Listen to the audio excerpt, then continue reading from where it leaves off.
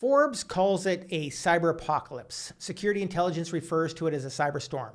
But whatever you want to call it, the World Economic Forum has promised us a cyber pandemic with COVID-like characteristics. And when the WEF promises something, you better believe it usually delivers. So in today's video, we're looking at what a cyber pandemic could look like and what it's going to look like, how it affects you, and how you can protect yourself and your business from it. So let's just jump right on in.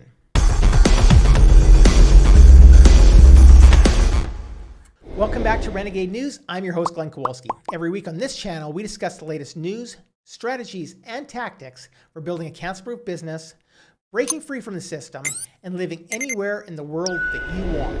In 2021, the World Economic Forum warned of a cyber attack with COVID-like characteristics. They even made a video about it. You can see the video on your screen right now. The COVID-19 pandemic has shaken our economies and societies to the core and shown us how vulnerable we are to biological threats. In the digital world, similar risks are being overlooked right now. A cyber attack with COVID-like characteristics would spread faster and further than any biological virus. Its reproductive rate would be around 10 times greater than what we've experienced with the coronavirus. To give you an idea, one of the fastest worms in history, the 2003 Slammer sapphire worm, doubled in size approximately every 8.5 seconds, infecting over 75,000 devices in 10 minutes and almost 11 million devices in 24 hours. Fortunately, at least until now, cyber attacks have not impacted our health the way pandemics have, but the economic damages, and therefore the impact they have had on our daily lives, have been equal and sometimes even greater. You see, the only way to stop the exponential propagation of a COVID-like cyber threat is to fully disconnect the millions of vulnerable devices from one another and from the internet. All of this in a matter of days. A single day without the internet would cost our economies more than $50 billion, and that's before considering the economic and societal damages should these devices be linked to essential services such as transport or healthcare. As the digital realm increasingly merges with our physical world, the ripple effects of cyber attacks on our safety just keep on expanding at a faster pace than what we're preparing for. COVID-19 was known as an anticipated risk. So is the digital equivalent. Let's be better prepared for that one. The time is now. This warning took place as part of their cyber attack simulation at Cyberpolygon, in which the WEF and its partners simulated a global cyber attack. This training exercise involved a simulated large-scale cyber attack on a company's supply chain and the real-time response, with the scenario being referred to as a cyber pandemic. You might remember that the last really big-scale event like this was Event 201. Event 201 took place in October of 2019 and simulated a coronavirus outbreak, which then happened in the real world just a few weeks later. This pandemic saw the WEF kicking off the Great Reset, which according to the WEF provided a unique opportunity to shape the recovery from the pandemic. They added that the Great Reset initiative has a set of dimensions to build a new social contract that honors the dignity of every human being. Yeah, right. So if this scares you, and if them talking about this scares you, then you really haven't seen anything yet. According to the Global Cybersecurity Outlook 2023, 93% of cybersecurity leaders and 86% of business leaders think that a far-reaching catastrophic cyber event is at least somewhat likely within the next 2 years. Additionally, 43% of organizational leaders think that it's likely that a cyber attack will affect their organization severely within the next 2 years. So what are some of these critical cyber threats in 2023? What are we looking for? Well, according to the WEF, one of the biggest threats is what's called a mutating threat. And this could take the form of an AI-enabled virus that transforms as it infects various systems and organizations to evade the defense systems or even avoid detection. Prime Minister of Albania, Edi Rama, whose country suffered an attack that brought down the critical infrastructure in 2022, spoke about what he had learned since. He said, "It's about viruses that can not only block our way of living, but can control it and deviate it. So it can cause our systems, like, God forbid, our air transport systems, to hit us back." I mean, imagine if there was a cyber attack on air transportation systems that turned a number of airplanes into flying bombs. An example of a recent attack, to give you an idea how these work, is the Colonial Pipeline ransomware attack. And cyber attacks are really nothing new. They're simply an attempt to expose, alter, disable, destroy, steal, or gather information through unauthorized access to computer networks, either financial gains or to create chaos. And cyber attacks have been occurring since the late 1980s. But over the years, they've really evolved in sophistication and degree of damage that's done to the targets. The Colonial Pipeline ransomware attack that happened on May 7, 2021 was the largest cyber attack on an oil infrastructure target in the history of the United States. It affected computers that managed the pipeline and effectively shut down operations completely for 6 days. As soon as the operations were halted, Colonial Pipeline paid the hackers the required ransom of 75 Bitcoin, which at the time was worth about $5 million USD, and that was paid within hours of the attack. Now, we could go into a whole sideline discussion here about how unlikely smart hackers were to use Bitcoin in the way that they did, but I'm not even going to go down that road. But the hackers, who were later identified by the FBI as DarkSide, then restored the Colonial Pipeline's network by sending them the software applications that would actually restore their operations. After the 6-day shutdown, Colonial Pipeline's system did not actually return to normal operations until May 15th. This attack exposed how vulnerable oil and gas infrastructure is to this type of cyber attack. The effect of this attack was to push gas prices up to $3.04 a gallon by May 18th, with higher price increases seen throughout the southern states. Even by May 18th, over 10,600 gas stations were still without gas. So obviously oil and gas is a big target and it's a big area and it's going to affect you indirectly. But how else can cyber crime affect you directly? Well, groups like DarkSide are made up of professional hackers, fraudsters, scammers, and money launderers who become really proficient at credit card fraud, extortion, identity theft, and ransomware attacks. So they, or the people that are pulling their strings, are targeting governments, they're targeting corporations, but they're also targeting small businesses and individuals. So you can be affected by these hackers no matter what level you're coming in at. Cyber attacks don't just target large corporations and nations. They can also target unsuspecting individuals and their families. During a cyber attack, a hacker can attack and access your personal computer, your mobile phones, your gaming systems, like Xbox and the PlayStations, and any other devices which are connected to the internet. The most common cyber attacks against individuals are usually designed purely for financial gain. So the attacker's trying to steal your financial information so that they can siphon money out of your bank accounts. But these types of attacks can also include email phishing scams where you unwittingly give a stranger details of your bank accounts, or access to your login passwords, which allow you to quickly empty all of your accounts and get access to everything that you have. A cyber attack can also happen where you find access to all of your accounts are suddenly blocked. Now, the good news is that you can take some simple and some really common sense steps to minimize the risk of this happening to you, your family, to your business, which we'll talk about a little bit later, your family, your kids, etc.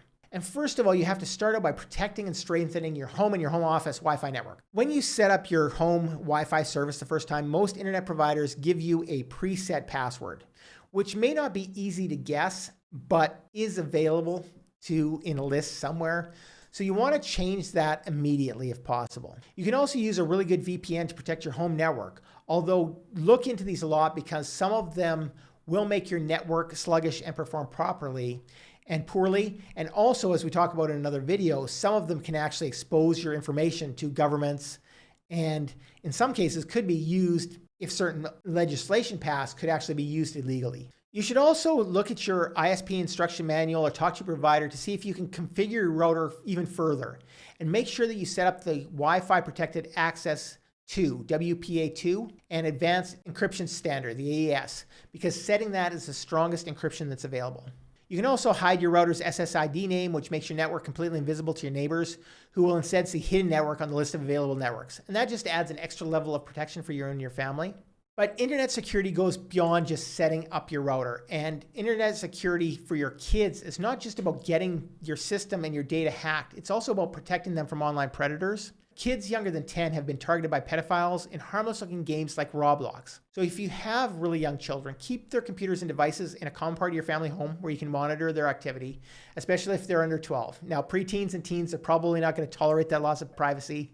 I've been around enough teens and preteens to know that that's probably not going to happen. So you have to show them how to use the security software and tools and how to use them effectively and really get across how important that is for them to do that. You also want to make sure that you know exactly what computers, laptops, handhelds, and other devices that your kids are using online. And that includes their Xbox and their PlayStation. You also want to start to strengthen all of your passwords across all of your devices. And to make this a million times easier, get a good password manager like LastPass to manage all of those passwords, because you can't use the same password everywhere. And if you have 100 different passwords, it's going to be next to impossible to remember them all. But after you've created these new passwords, you can check the strength of those by going to a password strength testing website. We're going to put one on the screen below you that you can use, and just enter your password there. It'll tell you how secure it is. A lot of the tools where you set up passwords now, they also tell you right away whether they're strong or not. Now, clearly and obviously, or what should be obvious, you should not be using birth dates. You should not be using your pets' names, and avoiding things like 123456 or 987654321 or 123123 or QWERTY or 11111. Any of these repetitive passwords that are really easy. Don't call it password. Duh. I mean, it seems so obvious, but the number of places that have been hacked because the password was actually password is quite staggering. Now, also keep in mind that while you're using password managers like Google Chrome to save your passwords, they're very convenient. But if somebody does manage to access your computer, your personal computer, and get logged in, every password that's stored in that Google Chrome extension is also accessible. And that also applies to things like LastPass and other password managers. If they get access to that particular password manager or password storage, they do have access to all of them. So you want to make sure that the password that you use for your manager is extremely strong and something that you can remember or have it written down. But if you have it written down, have it hidden someplace where it can't just be easily accessed, because by getting access to that one, you're giving away everything. If you're already logged in and your system is breached as well, then all of your passwords are fair game. So as soon as somebody gets access to your system, everything is there. You have them safe. You have them saved in your system. So all of those passwords are going to be exposed and available and vulnerable as soon as that one password is cracked. So make your desktop very strong and make your password manager extremely strong. You also want to stay safe in your email and your usage of email. Don't trust anyone ever when it comes to email, because once you've revealed your email and it's linked to things like PayPal or TransferWise, WiseNow, or Stripe, or any of those other payment methods, you need to know that email address is out there, and now they can start to attack your passwords as well. And it's very important to remember that if you suspect your data has been compromised, you need to take immediate steps. You want to set up things like two-step verification and notify all your payment providers that you may have been compromised, because once that compromise happens, things go badly really quickly. In email specifically, you want to avoid making risky clicks, because all of those can install malware straight onto your hard drive. And with that malware, it can just kind of sit there for days, weeks, or months. But then all of a sudden it can be activated, and suddenly it can track every keystroke that you hit. So it can record your passwords really easily. It can get access to your account numbers. Everything that you do online can be logged and can then be accessed. So when you're doing this with your email, you really have to trust your instincts. Sometimes it can be tricky. I've almost been fooled a few times where the email seems very legitimate. So you have to really think through before you click on any links, before you respond to any emails. You have to start looking for patterns. Some of them are more obvious than others. You may catch them right away. Some people don't. That's why they're using some of these, what I call obvious attacks, but might not be obvious to other people. But you really want to trust your instincts. You want to look into any email that looks too good to be true, especially. And if it says that, it usually is. And never ever share your personal information to any unknown sender. Any responsible provider is not going to give you links to click. They're going to tell you to visit their login screen, for example. They're not going to ask you to respond to them with important data. So no bank is ever going to email you and say, email us your account numbers, email you your social security numbers, any of that important information. They're not going to do that. So when you see those things, it's time for your defenses to go up, and be careful. You also want to look at your mobile devices, because they're another vector for attack. So you want to ensure that all your mobile devices, your smartphones, your tablets, your smartwatches, you want to make sure that they all have the same level of encryption as your personal computer and your laptop, because if they're not secured, that's another way that people can come in. So it's important to understand that mobile devices can still be very susceptible to hacking, but they can be secured quite easily as well. You can install antivirus software. You can use strong passwords or a type of biometric to actually unlock them, like a fingerprint reader or other type of biometrics. You also want to set your device to always require a password before any type of application is installed and before you log in. And I know that sometimes logging into your mobile device with a password can be a pain, but the amount of information that we're using our phones for today makes it vital that you do that. You also want to hide your Bluetooth and not make it obvious. Similar to what you want to do with your SSID network at home. You want to give it a name like hidden network. You want to turn it off if you're not using it.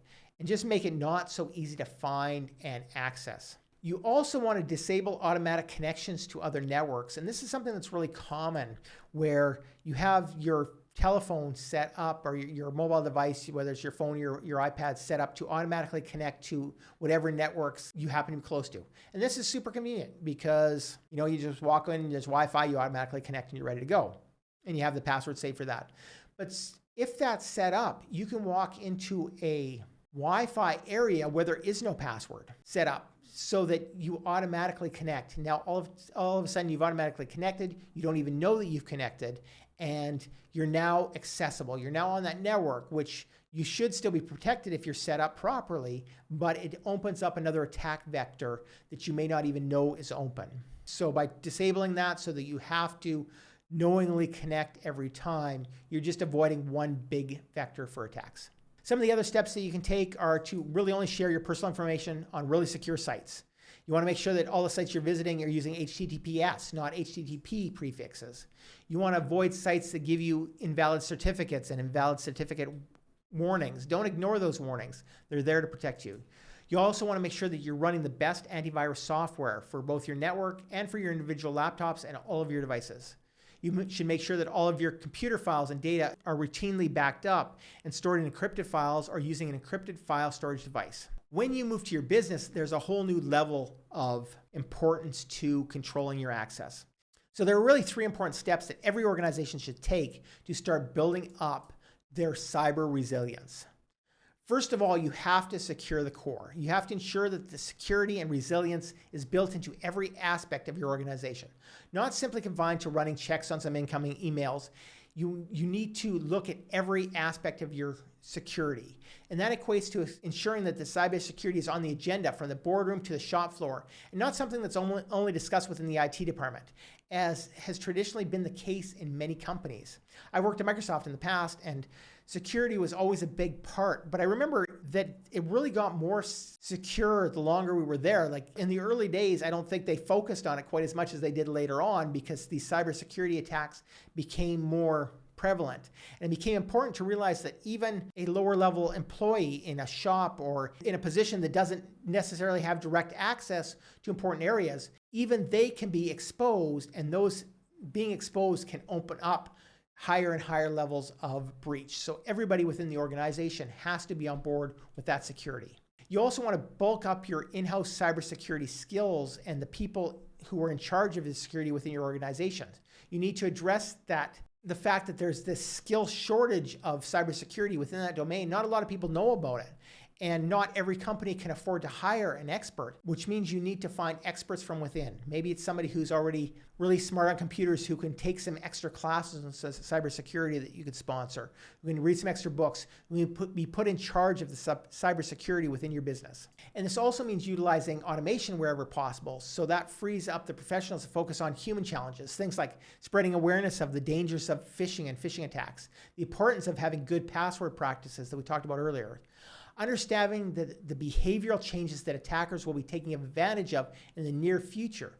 As our culture changes, so do the attacks that these cyber criminals start to use. For most organizations, this likely means an investment in some training.